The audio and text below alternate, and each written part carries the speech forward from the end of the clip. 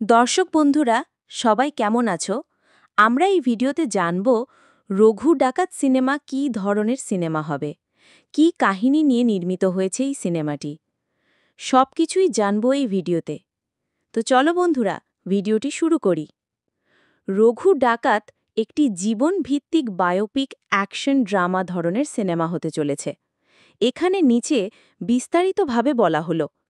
সিনেমার ধরন biographical drama, বাস্তব এক কুখ্যাত ডাকাতের জীবনের উপর ভিত্তি করে নির্মিত।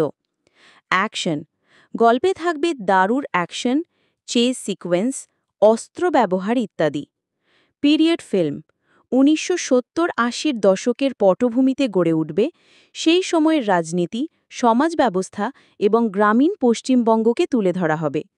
ইমোশনাল এবং পলিটিক্যাল লেয়ার্ড স্টোরি, শুধুই অ্যাকশন নয়, বরং চরিত্রের আবেগ এবং রাজনৈতিক বাস্তবতাও থাকবে।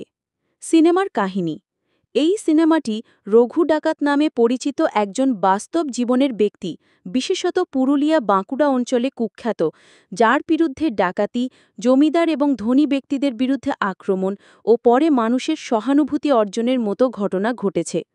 তাকে অনেক সময় রবিনহুড ধরনের ব্যক্তি হিসেবেও অনেকে মনে করতেন, কারণ সে ধনীদের কাছ থেকে নিয়ে গরিবদের দিত, এমন কথাও প্রচলিত ছিল। সিনেমায় এই দ্বৈততা, ভয়ঙ্কর অপরাধী না জননায়ক, দেখানো হবে। দেবের চরিত্র, দেব অভিনয় করবেন প্রধান চরিত্র, যিনি হিংস্র হলেও মানবিক। চরিত্রটি দারুণ শারীরিক ও মানসিক রূপান্তরের মধ্য দিয়ে যাবে। দুর্দান্ত মেকওভার, হিংসা, দুঃখ, প্রেম ও সমাজবিরোধী দৃষ্টিভঙ্গি। মুড, এটি একটি রিয়েলিস্টিক, ইমোশনাল ও গ্রাউন্ডেড সিনেমা, যেখানে অ্যাকশন থাকলেও সেটি বাস্তবতার ঘেরোটোপে থাকবে।